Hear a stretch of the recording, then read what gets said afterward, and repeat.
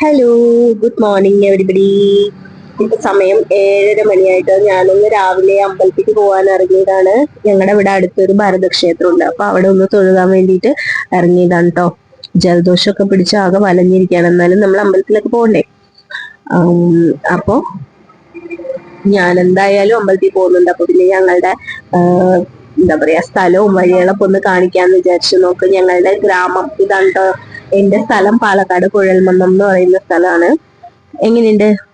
ഭംഗിയൊക്കെ ഉണ്ടോ? നിങ്ങൾക്ക് ഇഷ്ടായോ ഞങ്ങളുടെ പ്രകൃതി ഭംഗിയൊക്കെ? ദാ അറ്റത്ത് കാണുന്നതാണ് ഞങ്ങളുടെ അമ്പലം.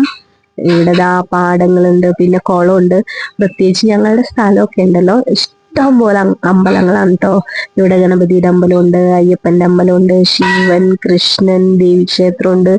അങ്ങനെ എല്ലാ ദൈവങ്ങളുടെയും അമ്പലങ്ങളൊക്കെ നിറയെ അമ്പലങ്ങളുള്ള ഒരു സ്ഥലമാട്ടോ ഞങ്ങളുടെ കുഴൽമന്നം.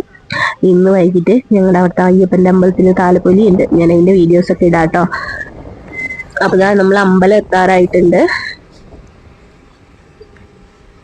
ഇപ്പൊ തിരക്കൊന്നുമില്ല കേട്ടോ, പക്ഷെ കർക്കിടക മാസം ആവുമ്പോ ഇവിടെ ഭയങ്കര തിരക്കായിരിക്കും. നാലമ്പല യാത്രയ്ക്ക് വരുന്ന കേരളത്തിന്റെ എല്ലാ ഭാഗത്തു നിന്നുള്ള ആൾക്കാരൊക്കെ ഇവിടെ വരാറുണ്ട്.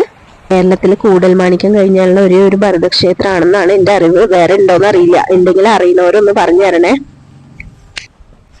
അതേപോലെ നിങ്ങൾ ആരെങ്കിലും ഈ അമ്പലത്തിൽ വന്നിട്ടുണ്ടോ? നാലമ്പല യാത്രയ്ക്കൊക്കെ വരുമ്പോ ഇനി വന്നിട്ടില്ല എന്നുണ്ടെങ്കിൽ അടുത്ത തവണ എല്ലാവരും വരണം കേട്ടോ.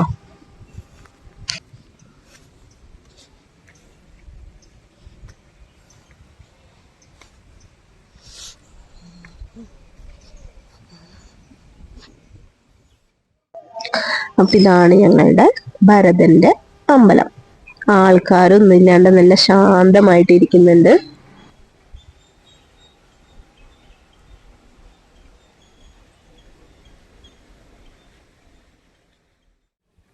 അപ്പൊ ഞാന് തൊഴുതൊക്കെ ഇറങ്ങി. എനിക്ക് അമ്പലത്തിൽ നിന്ന് പായസമൊക്കെ കിട്ടിയിട്ടോ. നിങ്ങൾക്ക് എല്ലാവർക്കും വേണ്ടിയിട്ട് ഞാൻ പ്രസാദം കഴിക്കുന്നതായിരിക്കും. അപ്പൊ അത്രയൊക്കെ ഉള്ളൂ. ഇതൊക്കെയാണ് ഞങ്ങളുടെ ഇന്ന് രാവിലത്തെ വിശേഷങ്ങള്. അപ്പൊ ശരി, ഞാൻ വൈകിട്ടത്തെ താലപ്പൊലിയുടെ വിശേഷങ്ങളൊക്കെ ആയിട്ട് വേറൊരു വീഡിയോ ആയിട്ട് വരാം കേട്ടോ.